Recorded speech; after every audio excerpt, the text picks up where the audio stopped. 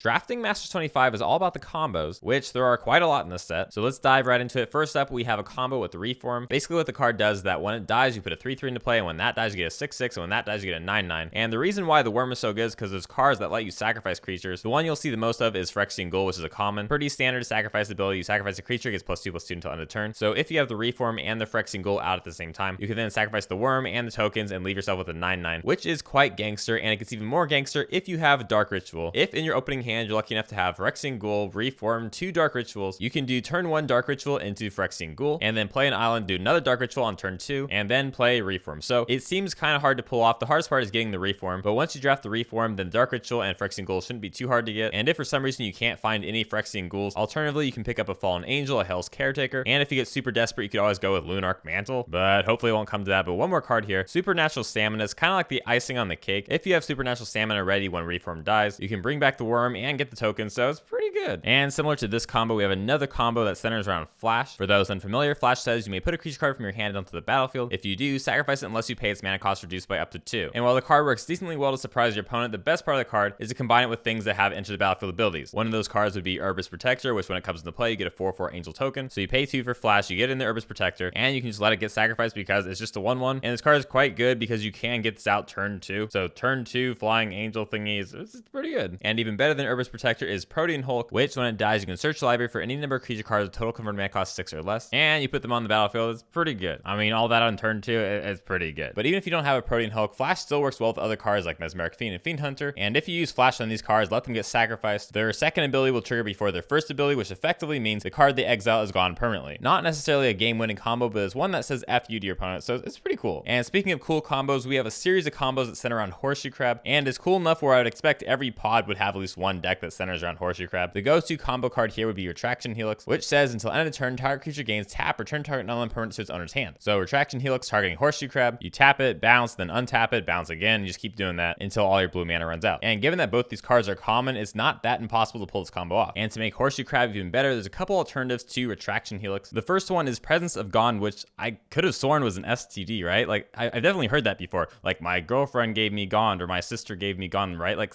someone said that before for sure. But then how would the flavor text work? Like this STD Gone thingy guides their quest, like points. Maybe like the warts point in the direction of the quest. That could work. Oh wait, Horseshoe Crab. Crab is a type of STD, right? Like crabs, and then Gone to it's Wizards is sending us a message. This is crazy.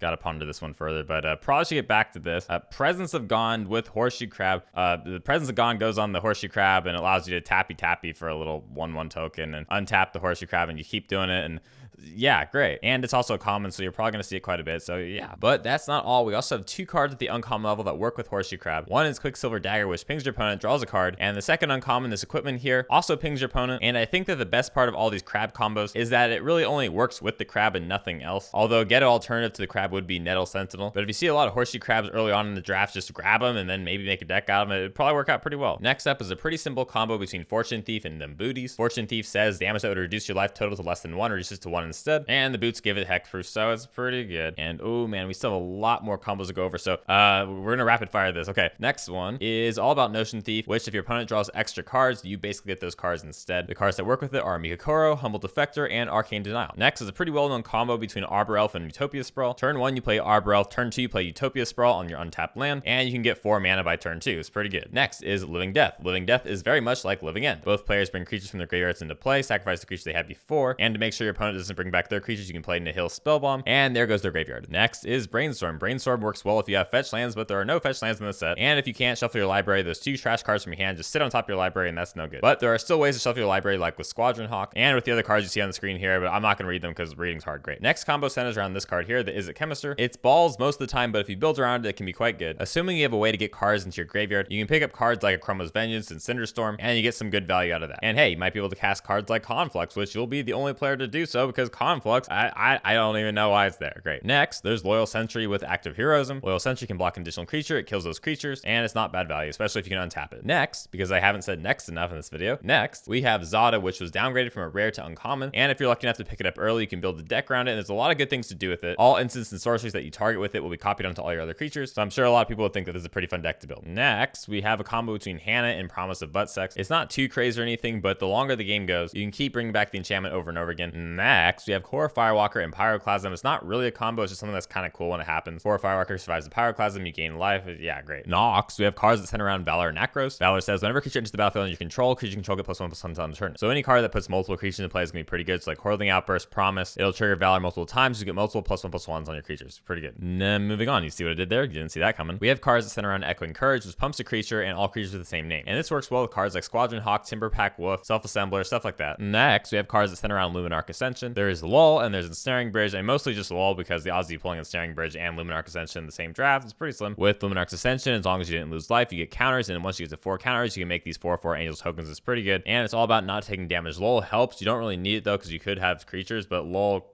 kind of helps sometimes. Last up, we have a pretty broad combo here. It centers around Zombify and bringing back creatures from the graveyard in general, and it's a decent incentive to bring creatures back from the graveyard in the set because we do have 2 Chromas and the Jizz Angel and Thundering Titan, a few other cards, but the issue is how do we get things into the graveyard? We could cycle some creatures, but if you want a big payoff, you have to use the cards here, which there aren't as many as you think there'd be in a set like this where it has a lot of reanimate stuff. But if you are able to grab a Zombify and a few of these cards, then you could get it to work and it could be pretty good. And there are a few more combos we could have talked about. They're on the page here. You can look at them. They're not really that special, but that's all for now. Be sure to like, subscribe, and share the video, and I'll guarantee that you won't get goned.